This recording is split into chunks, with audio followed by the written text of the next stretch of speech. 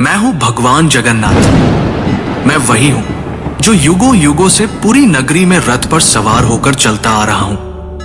पर आज मैं तुम्हें अपने रहस्य का वो सत्य बताने आया हूं जिसे केवल भाग्यशाली ही जान पाते हैं। लोग मुझे जगन्नाथ कहते हैं, पर क्या तुम जानते हो मैं कौन हूं? मैं वही हूं जो द्वारका में श्री कृष्ण था, वही जिसने अर्जुन को गीता सुनाई, वही जिसने राधा के प्रेम को साक्षात ईश्वरत्व में बदल दिया, वही जिसने अधर्म के सामने धर्म को विजयी बनाया। जब द्वारका का अंत हुआ, मेरा पार्थिव शरीर समुद्र में प्रवाहित कर दिया गया, पर मेरा हृदय, मेरा चेतन तत्व नष्ट नहीं हुआ। समुद्र में एक दिव्य काष्ठ पवित्र लकड़ी के रूप में प्रकट हुई और बहती हुई पुरी के तट पर आई। उसी समय राजा इंद्रद्युम्न ने मुझे स्वप्न में देखा। हे राजन, ये कोई साधारण लकड़ी नहीं, ये मेरा शरीर है, इससे मेरा विग्रह बनवाओ। राजा ने आदेश दिया। मूर्ति बनाने के लिए एक वृद्ध पुरुष प्रकट हुए। उन्होंने कहा, इन्हें गुप्त रूप से बनाऊंगा, कोई द्वार मत खोलना। वो कोई और नहीं, स्वयं विश्वकर्मा थे। जब मूर्तियां बन रही थी, रानी की चिंता बढ़ी। द्वार खुलवाया गया। मूर्तियां अधूरी थी।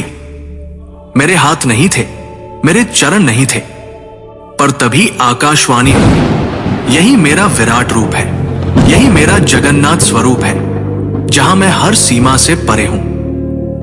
जो मूर्ति नहीं, चेतना है, जो धर्म का रक्षक है। राजा ने मेरे उस दिव्य हृदय को मूर्ति में प्रतिष्ठित किया। वो हृदय जो श्री कृष्ण रूपी मेरी चेतना का केंद्र था, वो आज भी मेरी मूर्ति में वास करता है। हर 12 से 19 वर्षों में जब मेरी मूर्तियां बदली जाती हैं, उस हृदय को गुप्त रूप से नव विग्रह में स्थापित किया जाता है। कोई उसे देख नहीं सकता, कोई उसका वर्णन नहीं कर सकता, क्योंकि वो हृदय भौतिक नहीं, दिव्य है। मैं वही हूं जो कृष्ण है, विष्णु है और फिर भी सबसे परे है। मेरी आंखें गोल हैं क्योंकि मैं हर दिशा में देखता हूं। जब मैं अपने भाई बलभद्र और बहन सुभद्रा के साथ रथ पर सवार होता हूं, तो वो यात्रा कोई उत्सव नहीं, वो क्षण है जब मैं मंदिर से निकलकर भक्तों के हृदय तक पहुंचता हूं।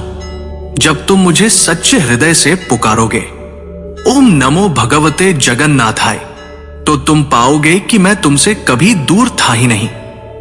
मैं वही था तुम्हारे भीतर, तुम्हारी चेतना में।